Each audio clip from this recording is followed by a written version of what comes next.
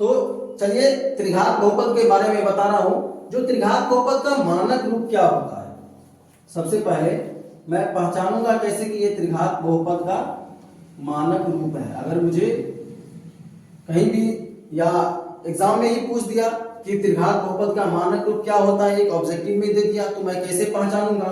तो इसके लिए आपको इसका जो त्रिघात बहुपद का मानक रूप होता है उसको याद रखना होगा। तो त्रिघात बहुपद का मानक रूप होता है ax³ plus bx² plus cx plus d, यानी इसमें x का पावर 3 यानी त्रिघात बहुपद का मानक रूप हो गया ax³ plus bx² plus cx plus d।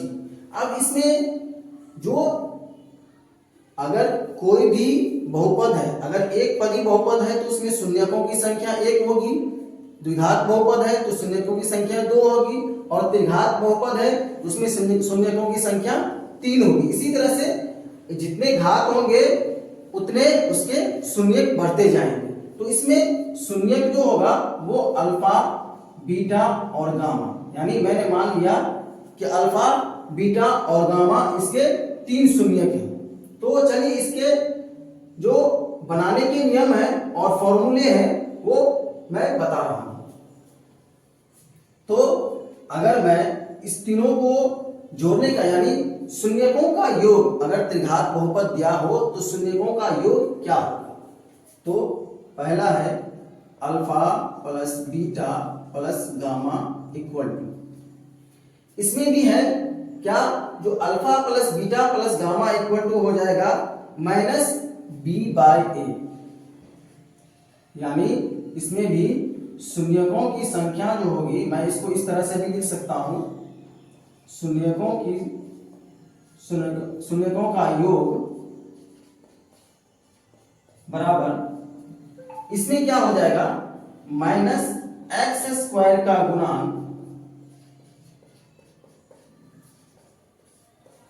बट्टे x³ का गुणांक। दूसरा, अगर मैं इस दोनों को यानी दो शून्यकों को गुना करके जोड़ूं, यानी मैं बता रहा हूं अल्फा इंटू बीटा, यानी alpha beta plus beta gamma plus gamma alpha, तो इसका फॉर्मूला क्या होगा? तो इसका फॉर्मूला हो जाएगा c/a, यानी मैं लिख सकता हूं इसको, जो अगर दो शून्यकों को जोड़ गुना करके इसको मैं निकालूं तो इसका फॉर्मूला होगा क्या, जो c/a।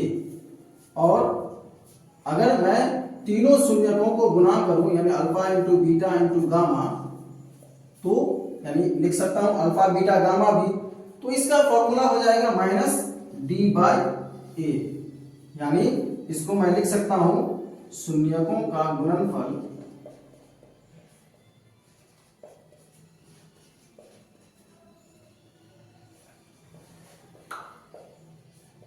बराबर माइनस अचर पद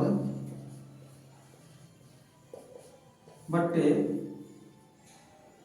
x³ का गुणांक।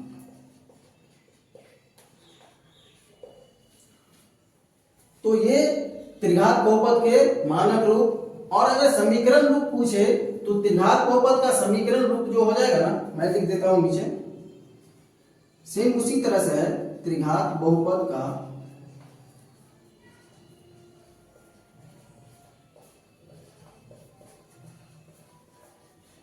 समीकरण रूप, मानक रूप में उसके बराबर में 0 हम लिख देंगे, ax³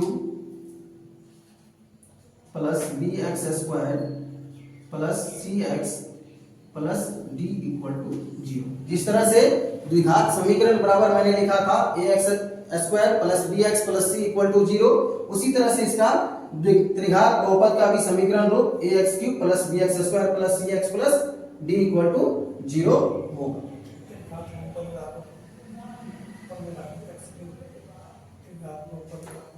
अब त्रिघात बहुपद का जो अगर दिया रहे शून्यक दिया रहे तो मैं इसको कैसे निकालूंगा? त्रिघात बहुपद का शून्यक जब दिया रहेगा तो मैं इसके बहुपद को कैसे निकालूंगा या इसका समीकरण कैसे निकालूंगा? तो चलिए थोड़ा एक और इसमें बाकी रह गया है जो मैं बता रहा हूं, जो त्रिघात बहुपद मैं कैसे निकालूंगा। तो त्रिघात बहुपद अगर मुझे शून्यक दिया रहे तो त्रिघात बहुपद निकालने का सूत्र अगर मेरे पास होगा तो मैं उसको निकाल सकता हूं। जो अगर शून्यक दे दिया गया यानी जैसे alpha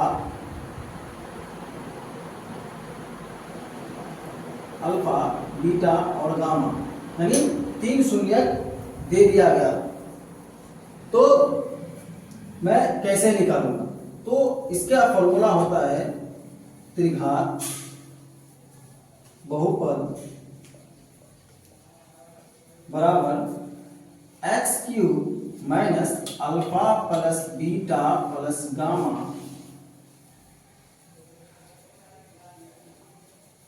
into x square plus alpha beta plus beta gamma plus gamma alpha into x minus alpha into यानी अल्फा बीटा गामा।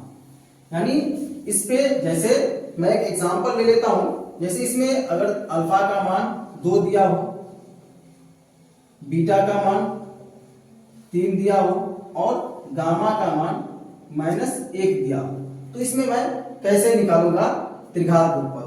तो मैं इस फॉर्मूले का यूज करता हूं, त्रिघात बहुपद बराबर जो एक्स क्यूब माइनस अल्फा का मान 2 प्लस बीटा का मान 3 minus plus minus 1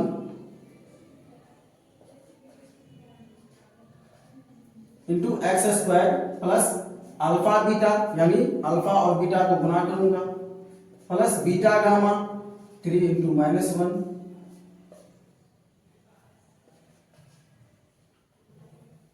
plus gamma alpha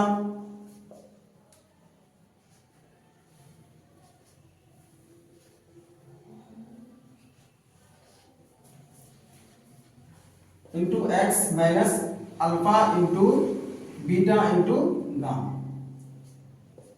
तो मैं इसको आगे सॉल्व करता हूं। एक्स क्यूब माइनस यहां पर हो जाएगा 2 plus 3 plus minus -1 into x square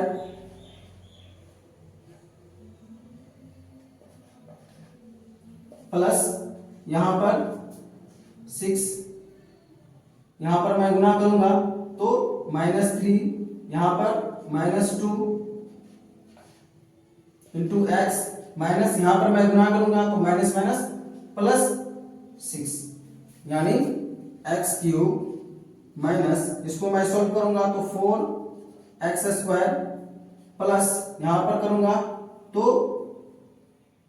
6 minus 5 यानी ओनली 1 यानी एक्स प्लस 6 यानी इसका जो त्रिघात बहुपद निकल गया है x cube minus 4 x square plus x plus 6 यानी यही त्रिघात बहुपद है।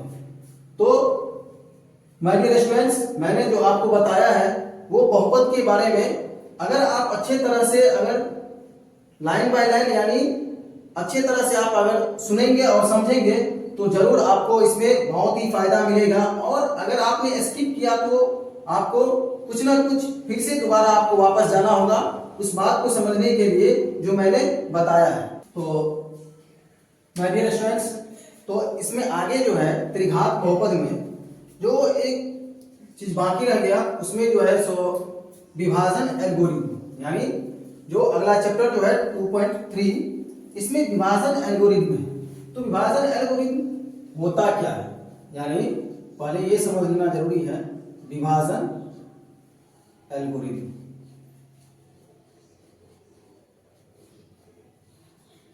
तो विभाजन एल्गोरिथम जैसे आपने पिछले क्लास में पढ़ा होगा, जो पहले भी पढ़ा होगा कि भाज्य बराबर भाजक गुने भागफल जोड़ शेष, उसी तरह से इसमें भी है लेकिन थोड़ा डिफरेंट है। भाज्य इक्वल टू भाजक गुने भागफल जोड़ शेषफल। तो इसमें थोड़ा सा चेंज हो जाता है क्या, जो इसको मान लिया जाता है भाज्य को पी एक्स और भाजक को जी एक्स, भागफल को क्यू एक्स और शेषफल को आर एक्स। तो ये हो जाता है p x equal to g x into q x plus r x, यानी यही विभाजन एल्गोरिथम है। अब इसका यूज हम कैसे करेंगे, तो मैं एक एग्जांपल लेके बता दे रहा हूं आप लोगों को, जो इस विभाजन एल्गोरिथम का यूज हम कैसे करेंगे। और तो आप लोगों ने पहले भाग तो पढ़ा ही होगा, जो बीजी व्यंजक का भाग किस तरह से दिया जाता है, 8 में भी 9th में भी पढ़ा ही होगा। तो एक एग्जांपल मैं ले लेता हूं, एक्स स्क्वायर माइनस 2 से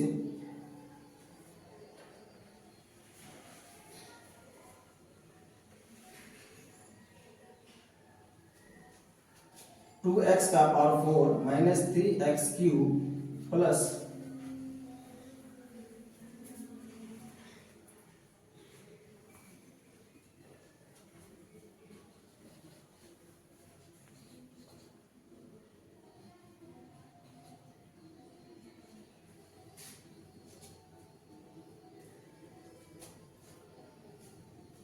तो मैंने एक उदाहरण ले लिया, एक्स स्क्वायर माइनस 2 से इसको भाग देना है और इस विभाजन एल्गोरिथम पे चेक करके बताना है कि ये क्या ये सही है कि नहीं। तो मैं इसको भाग दे करके बताता हूं। जैसे मैं इसको भाग दूंगा तो यहां पर 2x स्क्वायर से लगेगा, तो 2x का पावर 4 माइनस 4x स्क्वायर, यानी ये माइनस ये प्लस हो जाएगा, कैंसिल, ये माइनस 3x क्यूब यहां पर plus x square plus 6x minus 2, यहां पर फिर minus 3x cube minus minus plus 6x, यहां प्लस यहां माइनस, ये दोनों कैंसिल, बच गया x स्क्वायर माइनस 2, अब प्लस 1, यानी x square minus 2 minus plus cancel हो गया, यानी 0। अब इसको मुझे इस विभाजन एल्गोरिथम पे चेक करके बताना है कि क्या ये मेरा भाग जो है वो सही है या नहीं है, यानी इस फॉर्मूले पे मुझे दिखाना है।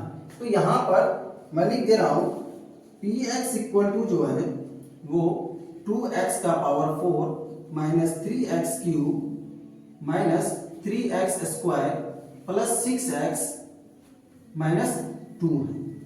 और gx जो होता है, यानी मैं लिख देता हूं यहां पर भी, ये हो गया px, ये gx, ये qx, और यहां पर जो 0 बच गया वो हो गया rx। ठीक है, मैं यहां पे भी लिख देता हूं gx equal to x square minus 2, qx equal to 2x square minus 3x plus 1 और rx इक्वल टू 0। अब यहां पर मैं इसे इस विभाजन एल्गोरिथम पे सिद्ध कर रहा हूं। तो px equal to gx into qx plus rx। तो मेरा px जो है यहां पे जो px लिखा हुआ है, इसको सोल्व करने के बाद मेरा px आना चाहिए। तो यहाँ पे मैं gx का वैल्यू देता हूं, तो gx का वैल्यू यहाँ पे है x square minus 2 into qx का value 2x square minus 3x plus 1 और rx का वैल्यू यहाँ पे 0। तो यहाँ पर मैं इसको सॉल्व कर रहा हूं। तो यहाँ पर मैं गुना करने जा रहा हूं, पहले एक्स स्क्वायर से सभी को गुना करूंगा, तो 2x का power 4 minus 3x cube plus x square minus 4x square plus 6x minus 2 plus 0। ठीक है, तो यहां पर अब 2x का पावर 4, 3x क्यूब इसका कोई भी नहीं है, माइनस 3x³ एक्स स्क्वायर में से मैं 4x स्क्वायर घटाऊंगा तो हो जाएगा minus 3x² plus 6x minus 2। अगर प्लस 0 है तो जोड़ने से कोई फर्क नहीं होगा। तो मैं यहां देख रहा हूं कि ये जो मेरा px है 2x का power 4 minus 3x³ minus 3x² plus 6x minus 2 ये मेरा यहां पर आ रहा है। तो यहां पर ये इक्वल टू मैं px लिख सकता हूं। तो यही हो गया विभाजन एल्गोरिथम, यानी यही इसे ही विभाजन एल्गोरिथम से सिद्ध करना कहते हैं। और एक क्वेश्चन है जो बार बार परीक्षा के लिए इंपॉर्टेंट है, तो मैं इसे बता दे रहा हूं और किस तरह से ये निकालना है। तो माय डियर स्टूडेंट्स, यहां पर कुछ 2.3 के प्रश्नावली के कुछ इंपॉर्टेंट क्वेश्चन दिए गए हैं जिसे 2024 के बोर्ड एग्जाम में आने की संभावना है और इससे पहले भी आ चुके हैं। तो इन्हें आप अच्छी तरह से देखेंगे और समझेंगे। जो ये क्वेश्चन जो लिखे गए हैं, इस क्वेश्चन में किस तरह से पूछे गए हैं और किस तरह से आपको बनाने हैं, और ये आपके एग्जाम के लिए बहुत ही महत्वपूर्ण साबित हो सकते हैं। तो जैसे यहाँ पर एक क्वेश्चन दिया गया है जो 2x का power 4 minus 3x³ minus 3x² plus 6x minus 2 के सभी शून्य ज्ञात करें यदि आपको दो शून्य दिया गया है जो -√2 और √2 है। और यहाँ पर 2.3 के दूसरा नंबर क्वेश्चन में क्या है, जो बताना है कि पहला बहुपद जो है सो दूसरे बहुपद का शून्य है या नहीं है। और एक क्वेश्चन ये भी बहुत ही इंपॉर्टेंट क्वेश्चन है जिसमें आपको px दिया रहेगा, gx दिया रहेगा, rx दिया रहेगा और qx निकालना है, या px दिया रहेगा, gx दिया रहेगा, rx दिया रहेगा तो qx निकालना है। तो मैं इस तरह के एक क्वेश्चन बता दे रहा हूं और अच्छे तरह से आप इसे समझेंगे। तो चलिए मैं एक क्वेश्चन ले लेता हूं। जो पहला क्वेश्चन है, अगर आपको दो शून्य दिया गया है तो आप उसके दो शून्य और भी दो शून्य कैसे निकालेंगे। चलिए, जो इसका पहला क्वेश्चन है मैं इस क्वेश्चन को बना देता हूं। अच्छे तरह से आप लोग इसे देखेंगे और समझेंगे।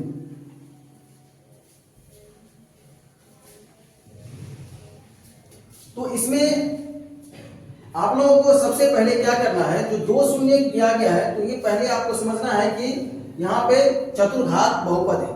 तो इसमें 4 शून्य निकलेंगे जिसमें से आपको दो शून्य दिए गए हैं। तो इस दो शून्य को आपको निकालना है। पहला शून्य अल्फा मैं मान लेता हूं -√2 और दूसरा शून्य बीटा मैं मान लेता हूं √2 दिया गया है। तो इसको निकालने के लिए सबसे पहले आपको एक फैक्ट याद रखना होगा, अगर कोई भी शून्य माइनस में दिया हो तो उसका x के साथ जो समीकरण होगा वो प्लस में होगा, और अगर कोई भी शून्य प्लस में दिया गया हो तो उसका x के साथ जो शून्य होगा वो माइनस में होगा। तो इसे मैं ले लेता हूं, तो हो जाएगा x प्लस √2 एक, और दूसरा हो जाएगा x माइनस √2।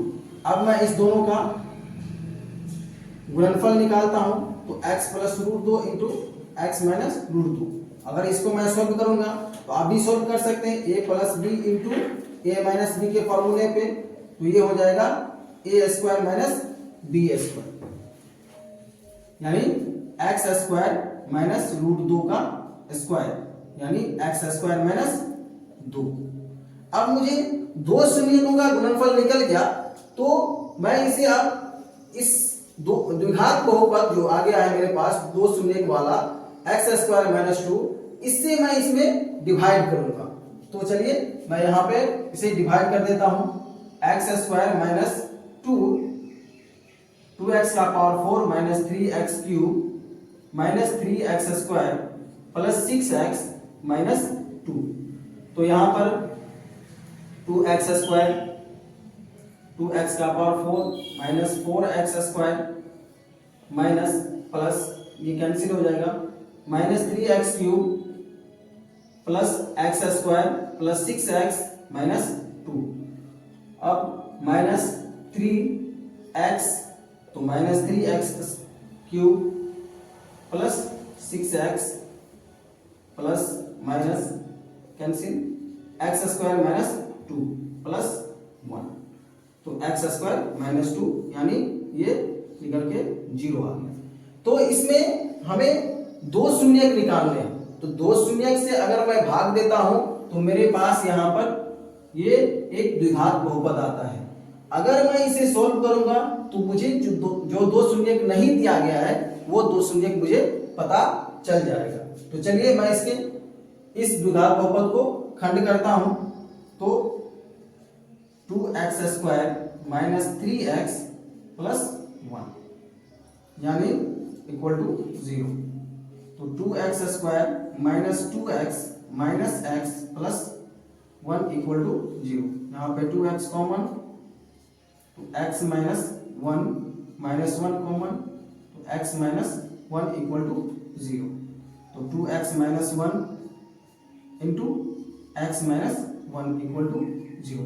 अब एक एक करके मैं निकालता हूं, तो 2x माइनस 1 इक्वल टू 0 यानी 2x equal to 1, x equal to 1/2। दूसरा निकलेगा x minus 1 equal to 0, x equal to 1। यानी हमारे पास जो दो शून्यक निकालने को बोला गया था वो दो शून्यक आ गया, x इक्वल टू 1/2 और x इक्वल टू 1, यानी रूट माइनस रूट 2 और रूट 2 के अलावा दो शून्यक 1/2 और 1 मेरा निकल के आ गया, जो इसका सही सॉल्यूशन है। अगर आप इसे अच्छी तरह से समझ लेंगे तो आपको एग्जाम में दिक्कत नहीं होगी, और ये क्वेश्चन आपको एग्जाम में 5 नंबर में ही क्वेश्चन पूछा जाता है और अच्छी तरह से आप इसे समझेंगे। चलिए आगे जो है सो मैं बता दे रहा हूं कि अगर कभी भी आपको दो बहुपद दिया गया हो तो आपको ये पूछ रहा हो कि इसमें दो बहुपद में एक दूसरे का गुणनखंड है या नहीं। चलिए मैं इसी एग्जांपल को ले लेता हूं, यहां पर जो एक एग्जांपल मैंने लिया है इसी को मैं ले लेता हूं।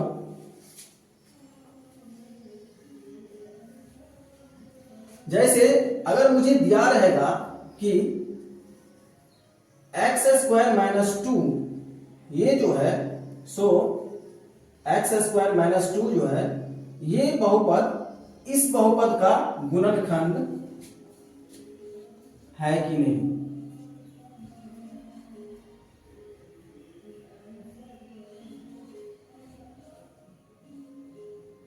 गुणनखंड है या नहीं। तो मैं इसे किस तरह से निकालूंगा, तो आप लोगों को सिर्फ कुछ नहीं करना है, आप लोगों को भाग आता होगा और आपको ये करना है कि एक्स स्क्वायर माइनस 2 से आपको इसमें भाग देना है, जो कि मैं पहले दे चुका हूं भाग। तो आप लोगों ने देखा होगा कि भाग देने के बाद यहां पर मेरे पास 0 आ चुका है, यानी शून्य आ चुका है। तो अगर किसी भी बहुपद में पहला बहुपद से दूसरे बहुपद में भाग देने पर उसका जो शेषफल शून्य आ जाए यानी 0 आ जाए तो वो पहला बहुपद दूसरे बहुपद का गुणनखंड होगा, और अगर शून्य नहीं आए तो उसका गुणनखंड नहीं होगा। आप लोगों को ये अच्छे तरह से समझना चाहिए। और मैंने इससे पहले भी जो क्वेश्चन दिया था उसमें 2 क्वेश्चन दे दिया हूं, जो इसे आप अच्छे तरह से अगर बनाएंगे तो आपको जरूर पता चलेगा। अगर यहाँ पर मेरे पास 0 नहीं आकर के कुछ और आता तो ये पहला बहुपद दूसरे बहुपद का गुणनखंड नहीं होता। तो माय डियर स्टूडेंट्स, यहाँ पर आपने समझ लिया और बहुपद की सारी जानकारी मैं अपने अनुसार दे चुका हूँ। तो जो बहुपद का शुरू से मैंने बताया, जो पहले ये बताया कि बहुपद होता क्या है और इसकी इंपॉर्टेंट फैक्ट्स।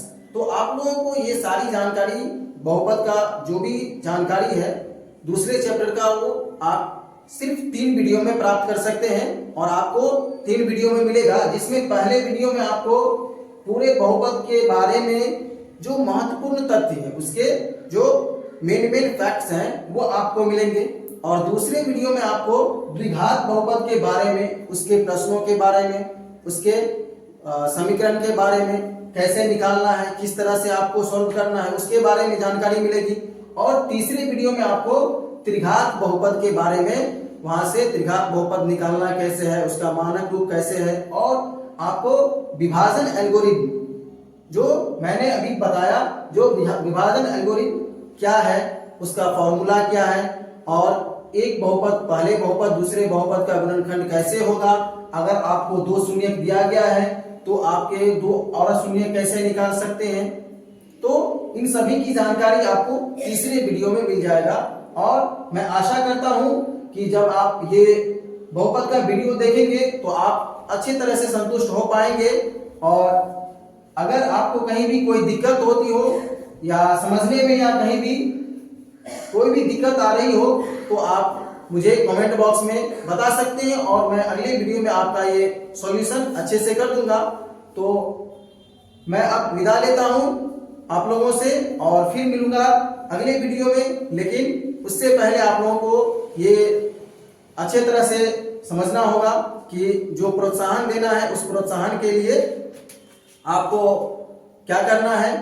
आपको इस प्रोत्साहन के लिए जरूर इस ब्रिलियंट कोचिंग सेंटर के YouTube चैनल को लाइक एंड सब्सक्राइब कर दें और प्रोत्साहन देते रहें। और अगली वीडियो में जो आपको जानकारी मिलेगी वो जानकारी आपको पार्ट यानी लेसन 3 के बारे में, क्लास 10 की लेसन 3 के बारे में जो दिया गया है कि दो चर वाले रैखिक समीकरण, जो दो चर वाले रैखिक समीकरण युग्म है, दो चर वाले रैखिक समीकरण। तो इसमें जो भी प्रश्न आएंगे मैं इन सभी प्रश्नों को एक एक करके सभी प्रश्नों को बताऊंगा और समझाऊंगा भी। तो आप लोग अच्छे तरह से इसे समझ पाएंगे और जानकारी मिलेगी अच्छी तरह से, और बिना स्किप किए आप इसे देखते चलें और समझते चलें। तो अंत में मैं आप लोगों से विदा लेता हूं। जय हिंद।